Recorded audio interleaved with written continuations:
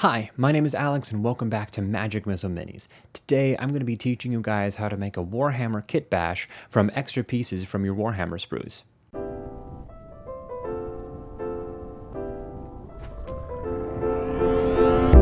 Here I've got some sprues from my old Tau kit that I had made a little while back, and I still had all the extra pieces from it.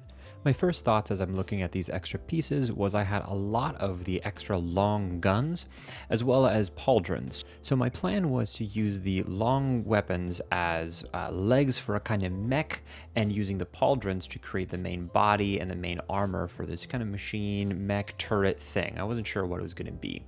So I start by making the main body for what this miniature is going to be. I take these backpacks that the Tau have and use that to be some underlying technology or mechanics that will be visible between the different armor plating that'll be over top of it. For the armor plating, I'm just using these pauldrons, and I'm using a lot of this cement glue. Essentially what it does is it melts the plastic and creates a really firm bond between two pieces of this hobby plastic. Here you can see two guns that I'm going to use as more armor plating for this miniature. I chop them up using my hobby saw, something I would also really recommend anyone who's getting into kit bashing Warhammer minis. You should really get a hobby saw. It makes life a lot easier. I then clean up those cuts with my X-Acto blade and then start playing around with a different placement for these extra bits of armor plating, using more of my cement glue to glue those in place and trying to do my best to copy the placement with the other piece. This is where it can get really tricky at this stage, where you're just kind of sticking pieces together and trying to make it look symmetrical. For weapons for this miniature, I take these two guns and I glue them together to be kind of a main turret for the center of this, and then I add these other guns with their attachments for the drones that are normally with these Tau miniatures to go alongside the main turret in the middle. Adding guns is always the best part and kind of the most fun part for me for making these miniatures out of the extra pieces, because you always end up with so many extra variants and extra weapons to use. Once the guns are attached, I use some more of my glue to attach that to the main body, and I'm left with this kind of pod racer looking little something. To make the legs, I start by taking more of these two different kinds of guns. These ones are going to be for the larger part of the legs, and the ones I showed earlier will be for the smaller part. Again, I was thinking of it being kind of a spider crawly mech, or maybe a kind of turret type thing. So I chop up the one longer piece to make it a little bit more round, and then I glue these in place to create the legs. This is one of the missile launcher attachments you can add, and it was going to be perfect for a base to attach all of the legs to. So after cutting a little bit of an angle into the first ligament of the legs, I glue that and repeat the process around the whole miniature, adding the two separate ligaments for the last piece to make sure that the four legs will stand together properly. With that, I need to figure out how I'm going to attach the base to the body of the miniature.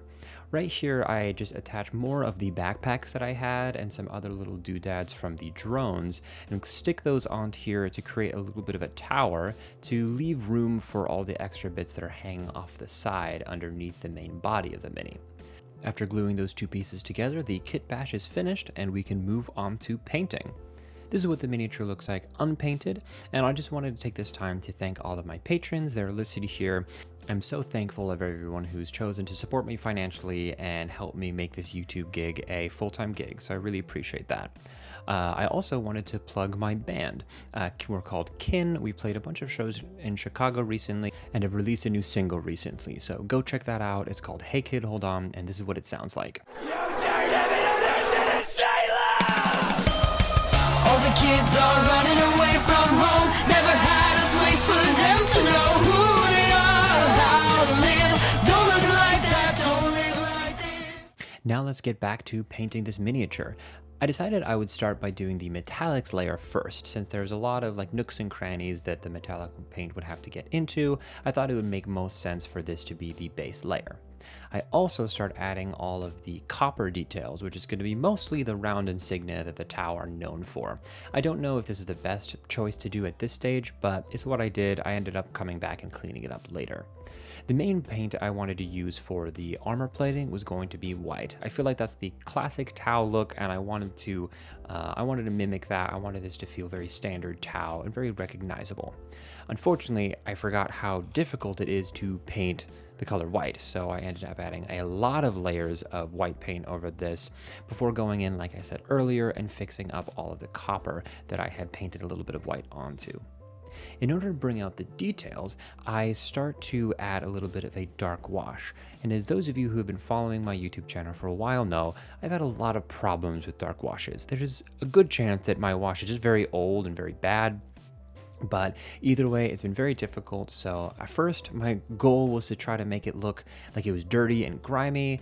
And then as most of the time, I just eventually started dunking it in the dark wash, and that didn't look good. So then I tried to paint over that again, and that kind of looked okay. But then eventually I just undid all of the work I did with the washes, and all of the details were hidden again. So eventually I go back into it and very carefully add a thin layer of the dark wash, try to get it as even as possible, and do some edge highlights to hopefully get some semblance of detail in the dark spaces, but also definition in the armor. So this is what the final miniature looks like. Again, the paint job is nothing to scoff at. It's not that good. But hopefully this kind of gives you guys an idea of what kind of miniatures you can make with just the extra pieces that are lying around from old kits that you haven't used. I think it's a really fun little project, and I would really encourage you to look through your old pieces and see if you can make something. I made this little turret, but I'm sure you can make all kinds of different stuff depending on what kits you have and what kits you choose to smush together. Thank you guys so much for watching this video. I really hope you enjoyed it. Don't forget to check out my band, Kin, KYN. There's links in the description for that, as well as checking out the Patreon.